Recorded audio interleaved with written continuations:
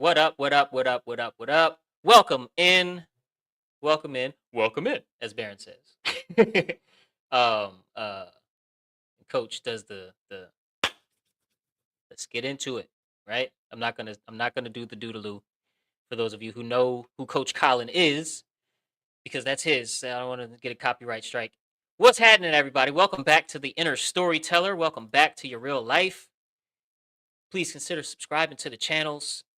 As you know, if you are here, you're in for real conversations.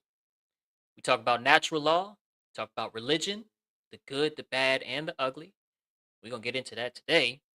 Talk about money, anarchy, culture, and how mankind is manipulated from the shadows by people that do not have our best interests at heart. Perhaps because they are completely evil. Who knows? But I say we talk about religion. We're not bashing faith systems here. We're not calling people stupid for having a religion or anything like that. We are simply examining the psychological affects and effects of the stories that we have the most faith in, the ones we have the most stake in, and how those stories help shape society.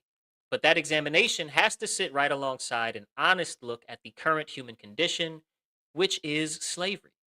Government is slavery, good people. Even on days that we discuss pro-government versus anti-government dialectics, government's still slavery, goddammit. And we're getting ready to get into it. Of course, as you already should know, we got my buddy Sarah Cross in the building. The very last thing of my intro. If any of that makes you uneasy, if any of that makes you angry in any way, please be aware that although you are encouraged to stay and participate, get in the comments, maybe face some of those feelings, of course, you are also welcome to leave at any time, as long as you like the video. If you try to click out and you haven't liked the video yet, it's going to tell you, nope, go like the video, then I'll let you out of here. I don't know. I heard it from a friend. Anyway, Sarah, what up? What up? Hey, Soul. How are you this week? I'm excited. Well, I'm excited today. This week I work hard, Sarah. I work very hard. So there are side effects of working hard, of being a hardworking man or woman or whatever, being hardworking. And I feel that this week. But right now, I'm excited. I'm excited because, and let me just go ahead and bring up the thumbnail that kind of visually spells out our topic for today. I am very excited to get into the dialectic of pro-government versus anti-government, or really from talking to you and reading some of the notes that you shared with me in preparation for the show, more like pro order giver class, anti order giver class kind of thing. In the as it pertains to the medical field, specifically because you have a lot of insight, experience, and whatnot um, in this field, right? And of course, in this thumbnail, we have we can ignore the $20 burrito. That's that's from a previous concept that I gave my little thumbnail bot. But we right below my face, it says, "It's all the Satanists' fault. No vaccines, no medicine, no hospitals, no science. The system is the problem." Right? And then under you, we have your health, our control. Obey, consume, comply, defend. Some of the ways that I depict good old government on this channel in general, because that's the thumbnail bot keeps getting notes in regard to that, my ideas on that. But you have a lot to say. You know what I'm saying? You got a lot of tea to spill in this regard, and you have some stories to tell, and I'm very much all ears to get into it. Mike is yours. Yeah. And, $20 burrito, that sounds about right these days. It's probably what you're going to Oh, pay that's a anyway. whole thing online. It's a whole it's a whole thing. And like, I want people to understand that, like, I would actually describe myself as more as anti-institution, no matter what form that it takes in. Anti-big institution, because it's when you get big organized institution is where you get things that become unraveled, corrupted. And so We agree there.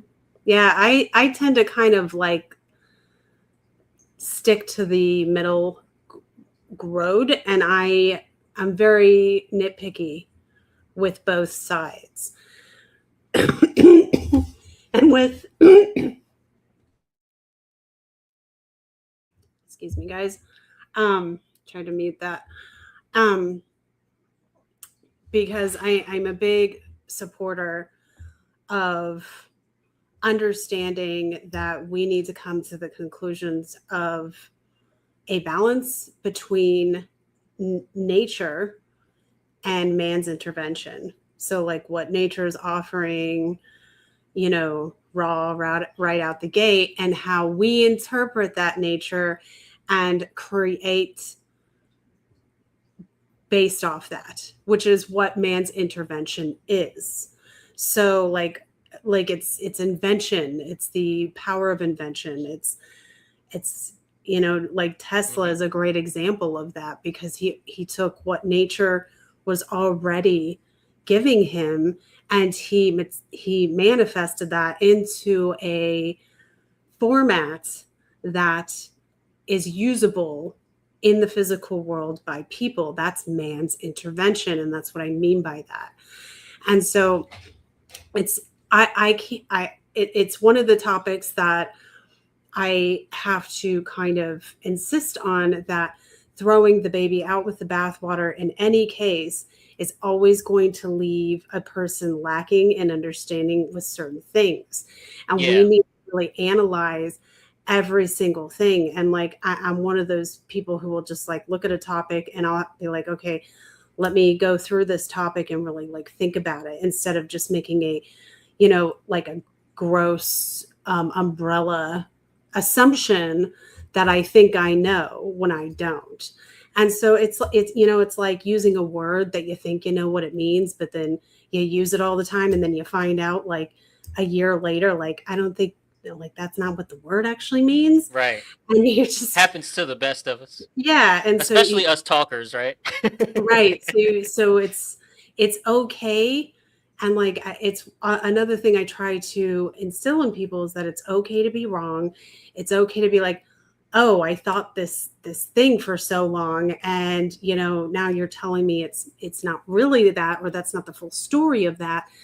And now I have to like change how I understand that. And then and some people like the a lot of the problems I feel like people get from not being able to just like take in the new information and adapt is because with some information it becomes the entirety of their personality, or they build an entire career based off that thought or that concept, and then they find out 10 years later they're wrong. I mean, like Right. What up, it's Theo? just, hey Theo. So that's one of the biggest problems I see with people. And I completely am in line with what you're saying too, and I know from us talking offline and the notes, some of the assumptions that people may run to are things that paint that by way of trying to paint their experience as completely unfair, um that's something that they were unprepared for, yet the advertising basically said you don't have to prepare when they definitely should have. um whatever their gripe is, they have legitimate gripe, and they use their legitimate gripe sometimes to land on the assumption that every body, like all personnel whatsoever down to the janitor in the medical field, are conspiring against the public, which would be similar to assuming all personnel, all staff down to the janitor in the fast food industry are conspiring against the general public. And obviously that's a little silly. You can't um you can't function in life with that level of paranoia, yeah. and succeed in many things. Yeah, and I'll just note paranoia is like a mental illness. So we've got to like tamper that with reason, Right. being reasonable. Like the janitor working at UCLA, that guy is not in on it. Okay, so it's like, the guy who's like drawing your Right. blood, or like the guy who's prepping your hamburger. He's not in on whatever it is that's Yeah. like the bigger picture of And things. for those in my So audience who may be wondering why she said UCLA, it's because there's a huge medical. They do medical research. They write medical literature. Like they contribute directly into the medical literature from yeah, UCLA. So that's why that they're a university was brought big up. they're a Yeah, big part of that, huge so part. like Yeah. people like they're at the top of the list as far as like medical research and Right. teaching goes. So they have their hands are in kind of everything, and like most medical institutions kind of look towards things that come out of Yeah. UCLA to There's a find couple out information. universities. Right. Is Hopkins something like that? Yep. There's Yeah. Hopkins, Yeah. there's UCLA, there's one or two of them that are, Johns Hopkins. That's what that is. yeah. Pardon me. Anyway, So yeah. yeah. Um, so let's go ahead and get into it. I completely agree. I don't think that this dialectic is healthy. I do think it's very prevalent, and permeates through like the entire culture. There are too many legitimate gripes, so something does have to be upgraded. Something has to seriously be deinstitutionalized about the medical field in general. Um, but our aim should not be to be rid of systems entirely, because systems organizing around solving a problem has its merits. Yeah. It's just easy for adherents to the religion of monetary value to get lost in the monetary value part of the whole system. And by lost in, I mean do evil because they just want to feed their ego with more and more monetary value. Different Right. conversation for a different day, but it's related. Um, let's go ahead and get into it. You know what I'm saying? Pro government dismisses on an external capacity the medically defective. Pardon me, by weaponizing the emotion of pity. You say, loading the subject in question, the person in question, with pharmaceutical drugs and treatment plans,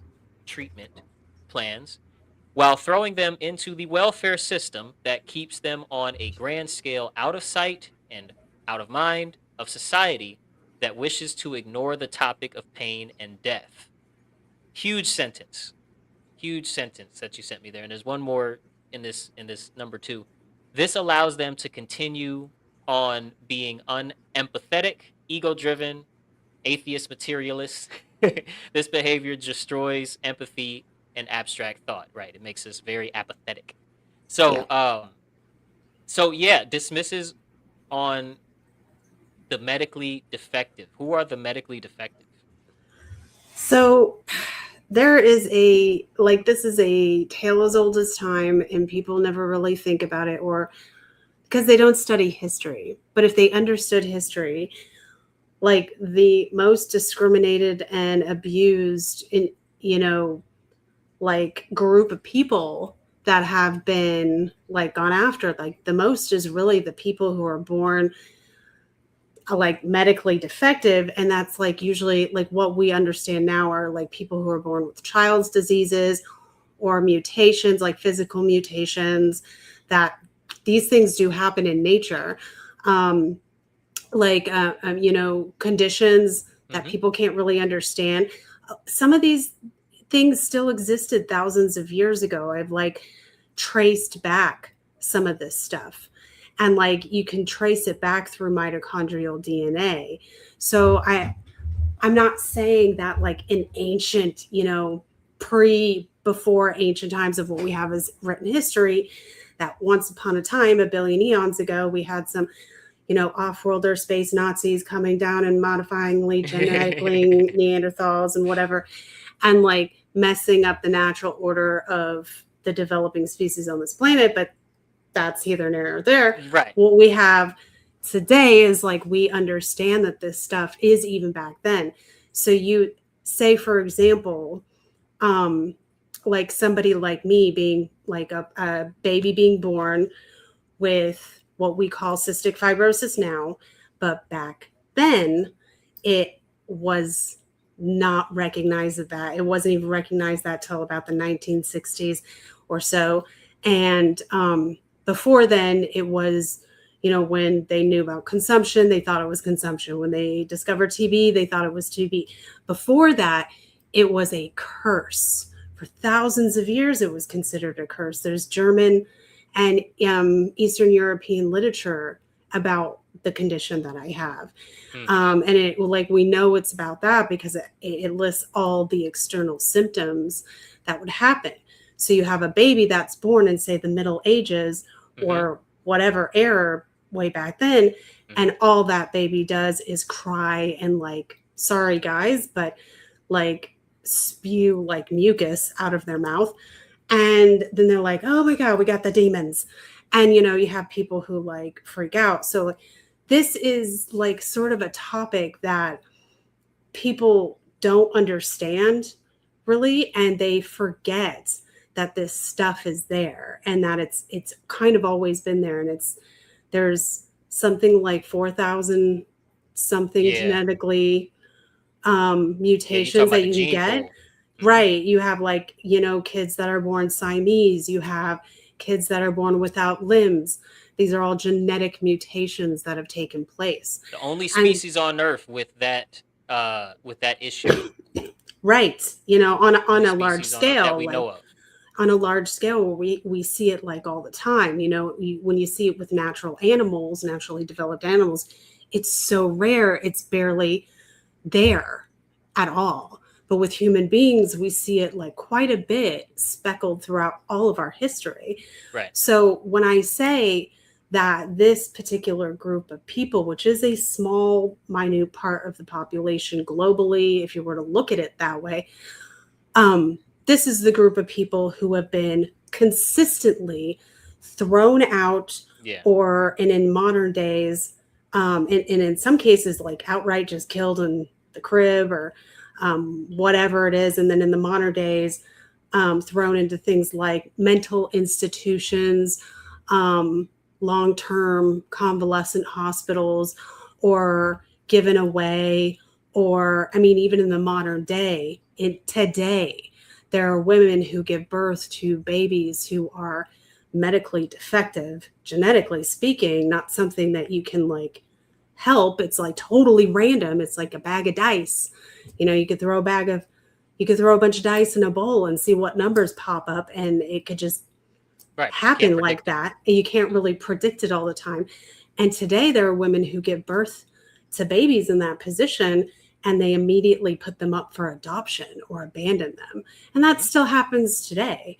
So, and I'm not saying that's every single situation. It isn't. Obviously. I don't want to say that most people are just doing this shit. Like, that's not the case. Like, but it still happens. But now we have a system like with the alt-right, the super pro-government institutions, like something like 70 something percent. I think it was like 75% of people who work in the medical field are atheists and would state that they're atheists. Very few of them have like a, religion or spiritual baseline that they go after. Well, go ahead. But I have some thoughts about that statistic that you just said. Yeah, and that this was like a few years ago that I was looking at these studies about them. But what ends up happening is children who are born medically defective, we get kind of thrown into a system automatically, because if you're, luckily, it is lucky if you get diagnosed as a baby, because then you can immediately start getting whatever you need in order to function and survive. But at the same time, you're immediately thrown into the medical system automatically, and you are not put in the same class as everybody else. You're put in the class where this is not a person who's going to be that anybody, even in the pro-government side or the anti-government side, will look at and be like, this is not a person who's going to be considered as a proactive part of society. They're basically the dross. This is not a person, full stop. This is not a person, not to the fullest extent. and it can be very humanizing. Right. And so out of sight and out of mind is where the majority of us end up being kept. And that's precisely because it has become largely a godless space. And I don't mean a religionless space, because God existed before religion, obviously. Um, and the truth does not change with time. So the and here's the thing, right? Truth can never be really be put in words. All we have as far as our internal experience on this earth, on our time here, are stories. We have stories. So whether you're running the story God is God, or you're running the story God is a concept and is not real, it's still a story that you're telling yourself, that you bought at some point from being exposed to it, or it being inspired in you by something else you've experienced. And if you can observe through studying history, through studying large swaths of people in the medical field now, at present, and you can see that people running this story are contributing this much more or less to preventable harm, and people running this other story are contributing this percentage of preventable harm, meaning the like looking at just the correlation, the correlative studies, then you probably want to run the story while you're at work, even if you don't adopt it as your personal whatever. You probably want to run the story that, but while I'm at work, I'm going to act like God is real, or I'm going to act like love is the only way. Right? That's like a biblical concept. Whatever it is that our connection means something good, and that our connection does not only amount to a concept that is made up because people prefer different things. Um, Really, at the very core of this issue of medical malpractice and preventable harm being done over and over and over and over again, it comes down to the stories that you tell yourself, that they tell themselves. I'm not in the medical field. I ain't part of that problem. Yeah, and some people lie to themselves. Some people really fully believe the lie that they build around themselves with some of this stuff, So boom. and So it oh yeah, becomes it becomes their personality. It becomes who they are, and they forget what they actually are. so boom. You got your anti-government. So we just went over pro-government dismisses on an external capacity the medically defective, and kind of landed on some of why, as well as like what that means for those that develop things, or are unlucky enough to have the genes programmed to produce results that people don't understand. Anti-government crowd, the anti-government in terms of the medical field folk, dismiss on an internal capacity this anomaly by categorizing all illness and disease in the, well, it's the Satanists' fault box. So that once they take down the government and all affiliated ruling class institutions, then all illness and disease and medical suffering will magically disappear. This gives the false perception that all medical suffering is caused by the actions of the ruling class Satanists. And that's yeah, that's just not true. That's Yeah, just not true. There's that's not a lot true. of suffering, even when it comes to your own personal body, that comes from your personal choices. That doesn't mean the ignorance is all your fault. Obviously, information is kept from us and we're lied to every day. But your choice is still your choice. Yeah, That can't really be argued with. yeah. But I mean, floor is and yours. I mean, I would kind of like even um kind of say that, like, when we're saying pro government and anti government, I'm talking about pro institutionalized situation, like situation, and a anti institution, Right. like full on anti, like to the We're not extremity. advocating for midterms here. Yeah, it's to the extreme point where it's like only that or only this, like instead of understanding, like actually doing the research and evaluating these situations. And like it just people go that way. But I have been personally dismissed and discriminated against by people in both arenas. And so it's not something that I would go out crying about because I've got pretty thick skin. So you develop that after a certain amount of time. But yeah, I have found this very flighty, like, I mean, not to be like mean, but sort of lazy kind of idea that if we just clean up this whole mess entirely, throw the entire baby out with the bathwater, and then all of these problems that we have and that we see in the world, especially like in this case, in the medical world, will somehow it'll just magically clean up itself. And that's just, it doesn't work that way. And they, a lot of the people who are full on all the way on that side, like it's all about nature, it's all about, the non-physical and all that stuff. um these are not people who's typically, a lot of them do not study science, they don't study biology, they don't Well, study for how me, the body works, they can't produce the results that they're talking about. and they can't produce the results that they're talking about. Yeah, and that's where I have a lot of problems with that, because I've had this conversation before. I'd be like, I would love to be full on this, this, and this. Now, you tell me you're an expert on how to do that. Now, how do I do that with this, this, and this as a parameter that I have to work around?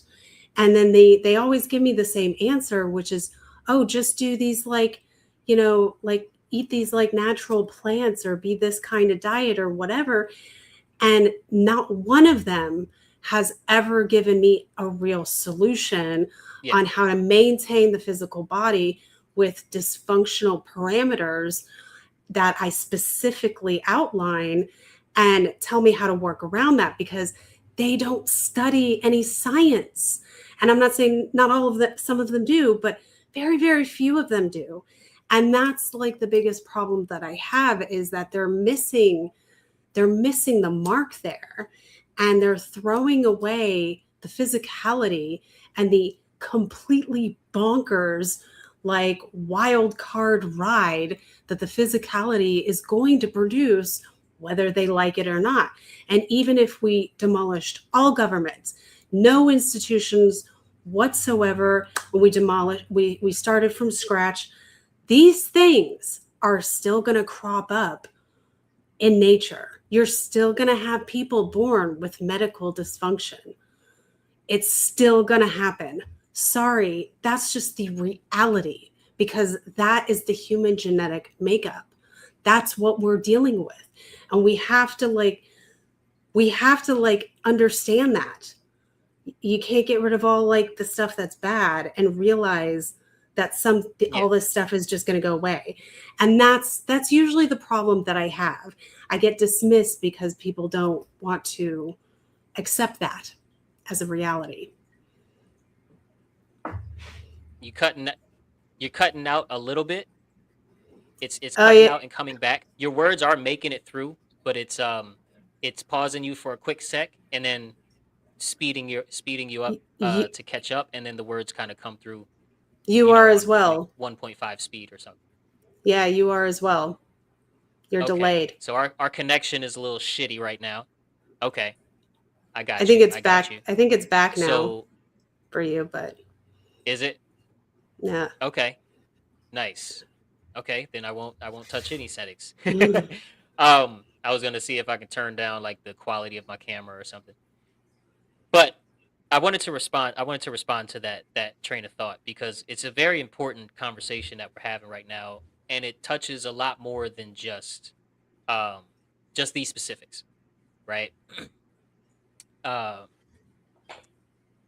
the video going out kind of took away my exact train of thought, but I wanted to say basically, or I'm thinking about how our habit of, let's say, perpetuating the divide and conquer tactics that come through our institutional education and institutional media apparatuses, our way of dividing ourselves for them, right? Our way of thinking that everybody can recognize it, that basically if you're not speaking about a topic as if you're clicked up with a certain click, then you're probably not speaking about a topic, right? Or you're not speaking in front of a crowd, because even to get in front of a crowd, it almost feels like you have to be clicked up with an ideology of some kind.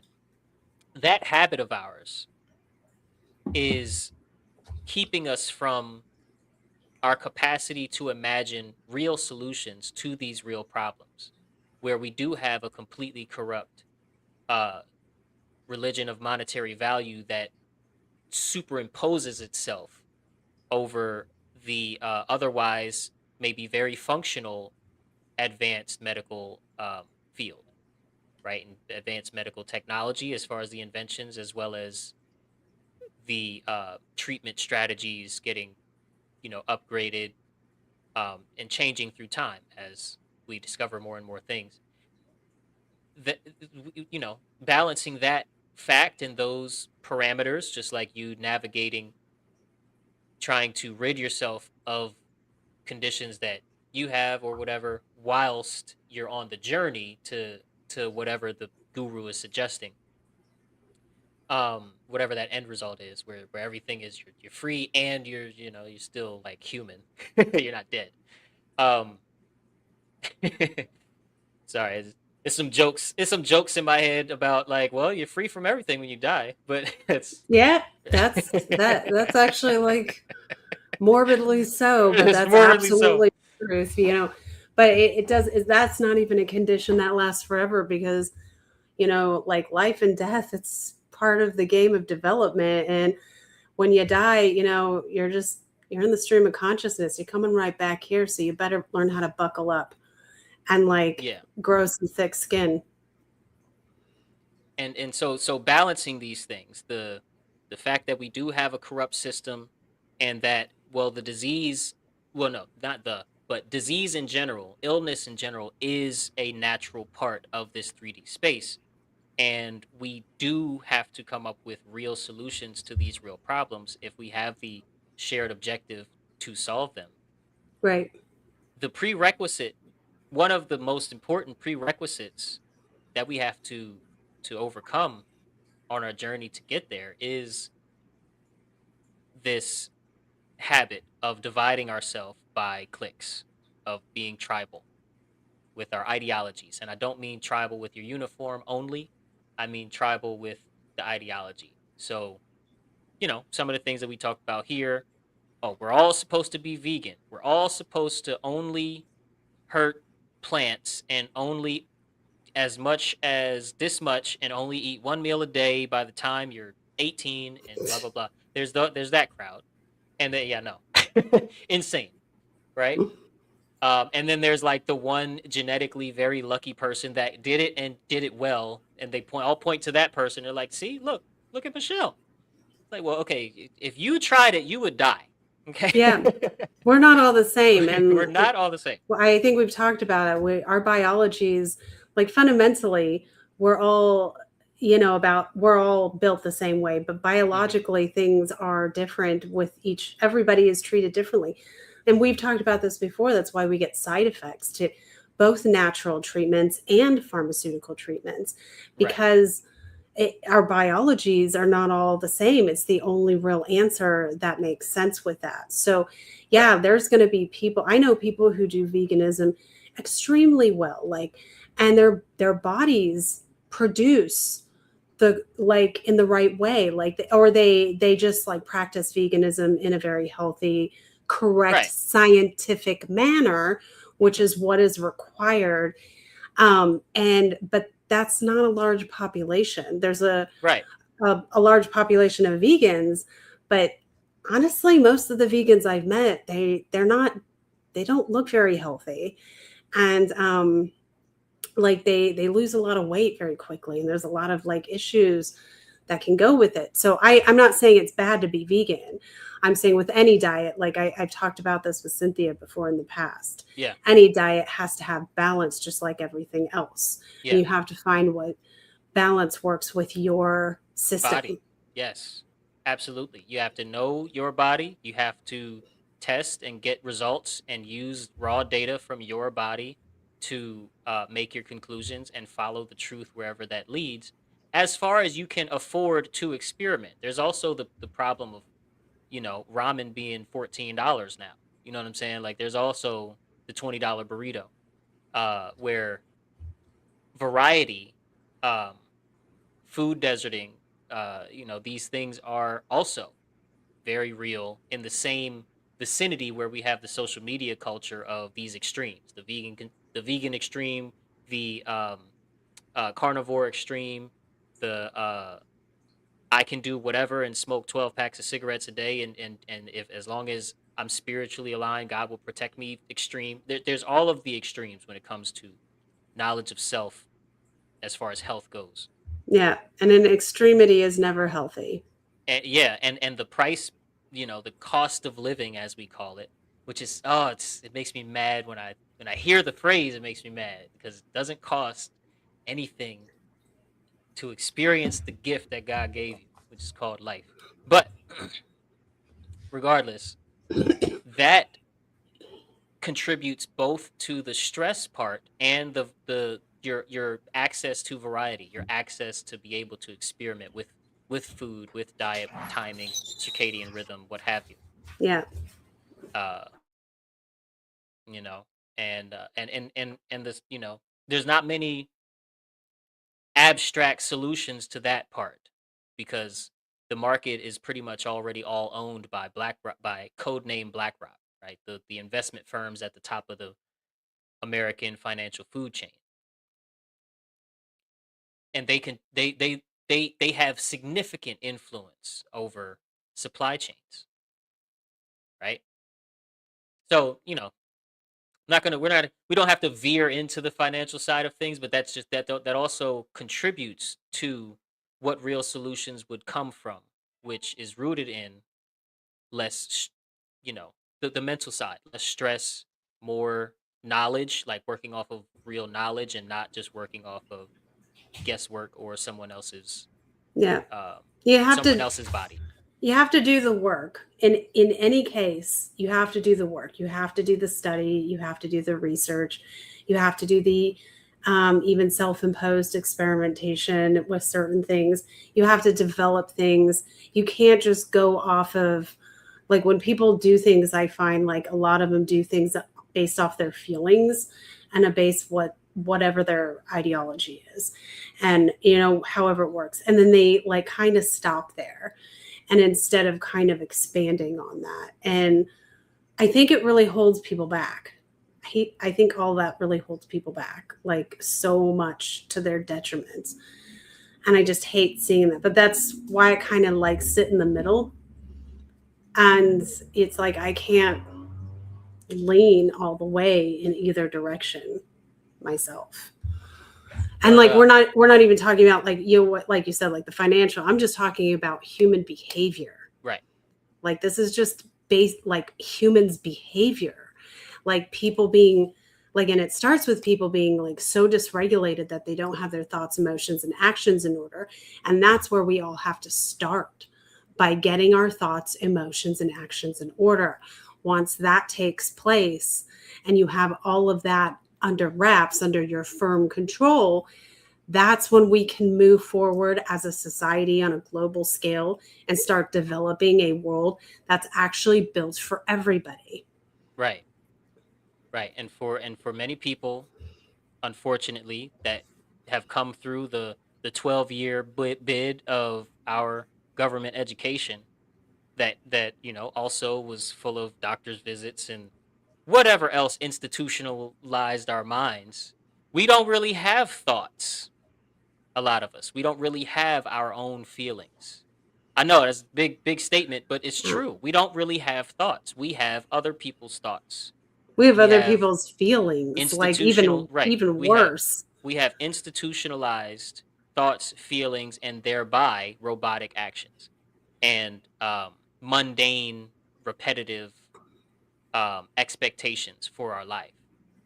And this is an unfortunate thing because it's very true that the proper order to really, let's say, healing yourself would be to start by getting your thoughts, feelings, and actions in alignment with each other or in coherence with each other.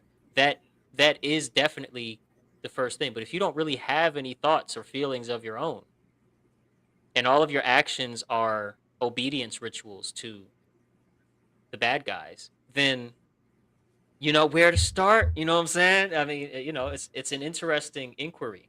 But I know I just talked. I hate that I do that, but I did really want to read your next note Hmm. here too, and hopefully it is a good little segue because I know you want to respond to that. But I want to read this. I'm so sorry because it's important. You say where most modern medical suffering is the direct effect caused by the medical and pharmaceutical industry, genetic mutation occurs on a genetic and biological level that is hereditary, that is a hereditary instance that cannot be treated or cured only with the knowledge of natural medicine, as these conditions require the added knowledge gained by genetic medical scientific study and the knowledge of advanced engineering, i.e., human intervention or human ingenuity. Without the benefits of both natural and modern advancement, the subject in question is left, meaning the person in question, those who don't know the lingo, is left ignored and forgotten, in any case, fighting for either human freedom or human slavery. There is no place granted where the subject in question is included as a part of the society as an equal to be considered because both dialectics ignore the subject entirely, ignore the person entirely. I very very much in line with what we just talked about. You know what Yeah. I'm saying? Um, People mhm. throw away that they're afraid of the things they don't understand. And historically, the majority of the things that they don't understand when it comes out and it manifests physically is it's all fear-based response. They throw them away, they kill them, they bring the priest around and start exorcising the demons out of them. They like throw them into mental institutions, they throw them into hospitals, and even when you have people who are well intentioned and they really genuinely even want to help the person who's in the position of suffering, that falls short when those well-intended people are missing certain aspects of themselves. And it usually comes down to people not having their thoughts, emotions, and actions in order Yep. because they're dysregulated. And a lot of in the modern day, we see a lot of dysregulated with emotions. And like you were saying, like people aren't having, they're skipping over the thought process and going straight Yeah. to emotions, Yep. or they're emulating the emotions of others and they're jumping on the bandwagon of whatever is currently trending on whatever we should be, cheerleading for that we don't understand any of the dynamics of. And so there's so much of that. And it's just like I don't see the balance on either side where either side is actually considering that percentage of people who will always be born from now to the end of time with the anomaly that people are generally afraid of because they're afraid of suffering, they're afraid of sickness, Yep. they're afraid of pain, they're afraid of death ultimately. And it's unhealthy. It's unhealthy to be afraid of any of these things because they're And, part of life, they're part of your development. and we're afraid of So, responsibility. and it's about responsibility. We're Yeah. afraid. We're afraid of being responsible for our healing ultimately. And I don't mean being responsible for knowing all of the information. For you cannot do anything almost any big thing alone. So it's not so you taking anyone taking personal responsibility over their own healing means they have the ultimate um they give the consent to whatever happens, Right. right? Unless they're forced to do something, but that's different. That's abuse. That's different. So Yep. outside of abuse, you have the responsibility to heal yourself means not that you have to do it all alone, but you will have to do some of it alone for sure Yeah. because it's you. It's your body, it's your status. But it doesn't mean you have to do it alone, and it definitely doesn't mean that you that well, we can't abdicate our responsibility to hospitals or the government or government protocol for medical practice. We can't just say, okay, well, I'll let them do it. My health insurance tells me where to go, what to do because I told them this is the name of the thing. It's like, no, no, no, no, no, no. That's not it's not you're not thinking. Yeah. Yeah. And this is something I just went over recently is that, like even if somebody did do something to you to make you sick, while that person should like pay whatever consequence Be held for that accountable. action Hmm. and be held accountable for it, at the end of the day, that person ain't going to do anything to fix it.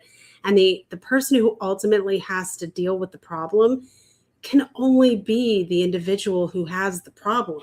Nobody's going to fix it for us.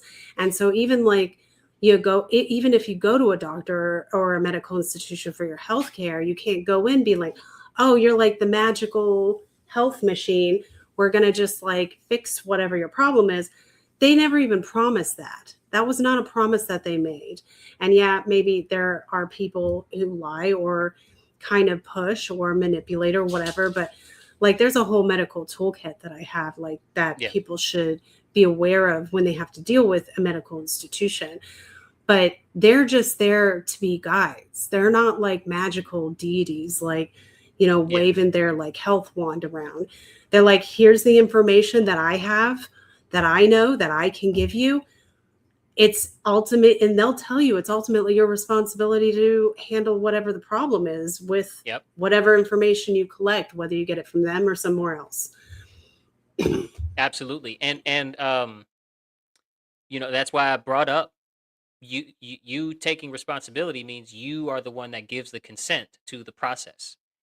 You are the one that sort of chooses the direction that you want to go. You might not have enough information to choose the steps on the path. Of course, that's fine.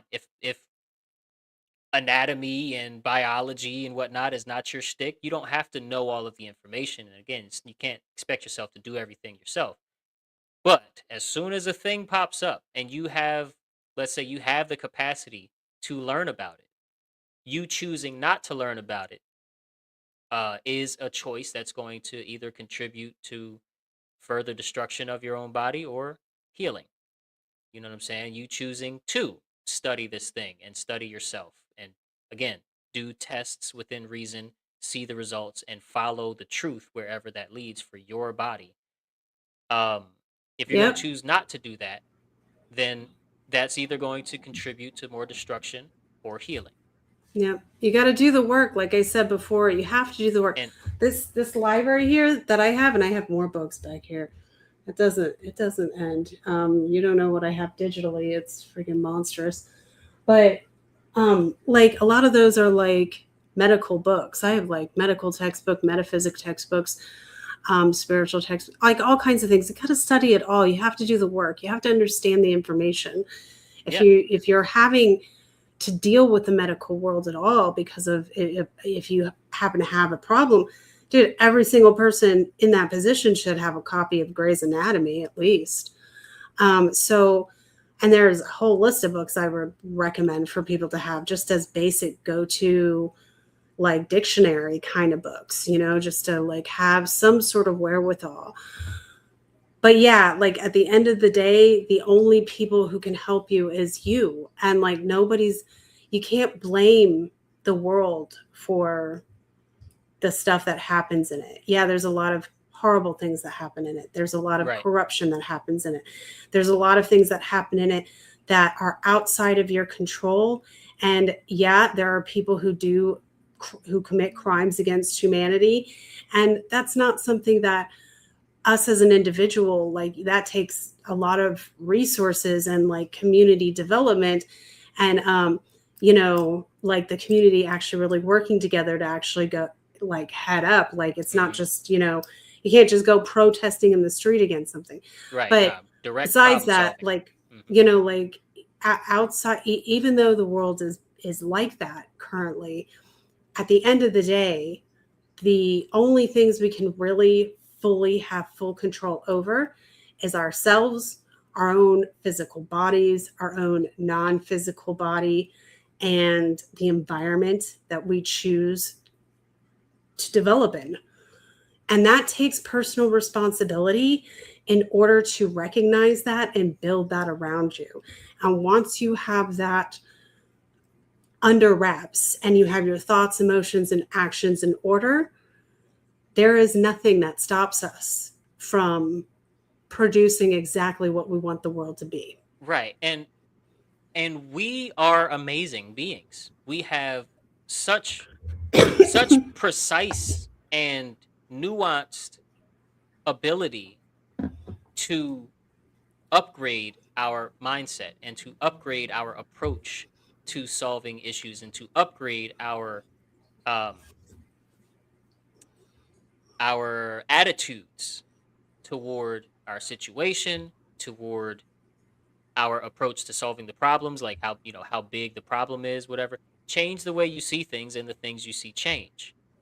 Um, we we we underestimate our own ability, and we over apathize our emotion. Like, you know, we everything goes through the lens of apathy in modern times right now. Everything, we're just indifferent to the suffering of others. We're indifferent to the poisoning of ourselves from government and from institutions and whatnot. We're indifferent to the poisoning of our minds with the false and fake and completely artificial education via screens and everything that's going on in the school system right now. Mm-hmm. We're just apathetic to everything. Everything is, well, okay, I'll get to it. Well, we'll get Yep. to it. Hopefully, we'll get it together one day.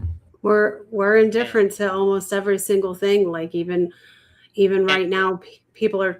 Oh, go ahead. yeah. I just want to finish with, and it flies in the face of our capacity to be amazing, to express what's in us that is indeed, of God, of the one that's truly amazing, which is the all. Yeah, yeah. I mean, like we just it's like people don't care about anything. Like even like the really important stuff. It's like now like everybody's starting to recognize how like a lot of the younger generations, like in the you know 20 to up range, kids who are coming out of grade school and even college, and they can barely read. They can't read or write or like understand what a word means. And they're all proud of themselves because they're educated from college, but like they can't even read like a cursive sentence. And people are like online like talking about this like phenomenon that they're calling it. And I'm like, you don't see that as a problem. And even the people who are like, displaying this online, like on their Instagram page or whatever, and the people who are actually like the person who can't read, Hmm. they're going through this experience and it's not clicking to Shocking. people It's not that like, shocking. it's not shocking to them. They're not going, huh, I think that's kind of weird that I can't read that. That's not even occurring to them. It doesn't even like get past that like barrier there. They just like, why are you trying to trick me with words? Like it's defensive. It's all emotional instead of like logical, where they're like, oh crap, I can't read the word zebra in cursive. Like Right. And it a lot of doesn't, nervous laughter. it's not alarming to people. And like, so it's even stuff like that, Yeah. like these things that seem little but are not really little problems. So I think it needs to start with a balance of understanding both sides of everything, like whether it's, you know, the institutional, like full on institutional side versus the zero institutional side, and realize that like man's intervention, which is in the institutional side of thinking, is not altogether evil. There's things that are part of man's institute, like man's intervention, which is utilized mostly by the institutional side of things, um, that people don't understand. They just see it all as bad. When really man's intervention also involves learning how to build a garden. That's part of man's intervention as well. Like the fork is part Mm-hmm. of man's intervention. Um, Husbandry, like it's just like clothing. the clothing. The first dude to create a spoon because how are we going to eat this ice cream? You know, it's just, you know, stuff like that. The And like, syringe. and there's Yep. the syringe. Yes, that's a great example. Or for example, there's a machine that you have to like understand engineering as well as like the anatomy of the human lungs and understand it to be able to build it. And it's not like a drug or a medication or anything. It's like just a machine, a little machine that pumps air into your lungs and makes them work Mm-hmm. like this to Yeah. help whoever it is Yeah. breathing. And that's part of man's intervention. And you're only going to find that on the institutional side, Right. like the people who are all like all the way institutionalized like mindset. Yeah. And so that stuff, I mean, goes such a long way. And we need to understand the balance. We need to like be in the middle and bring what's good from both Absolutely. towards the center. Yes. We got to be grounded in truth. Everybody, Sarah Cross back in the building. You know what I'm saying? We always have a great time.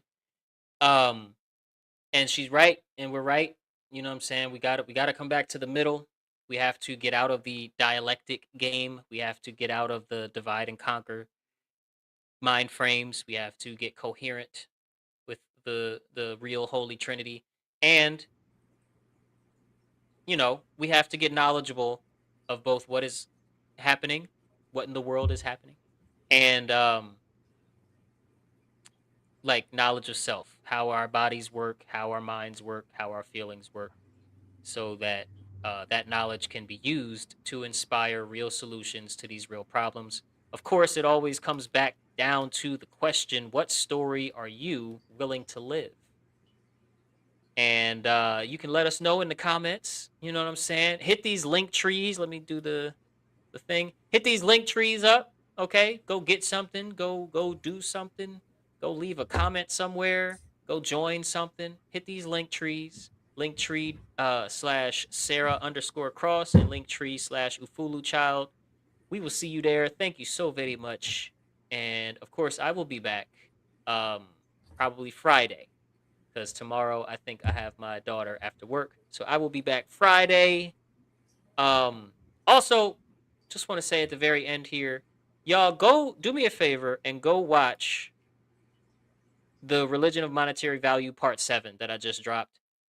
It has some key information that also ties into the information we were getting into here today. And I will leave you with that. Thank you so very much. Peace and love always and always.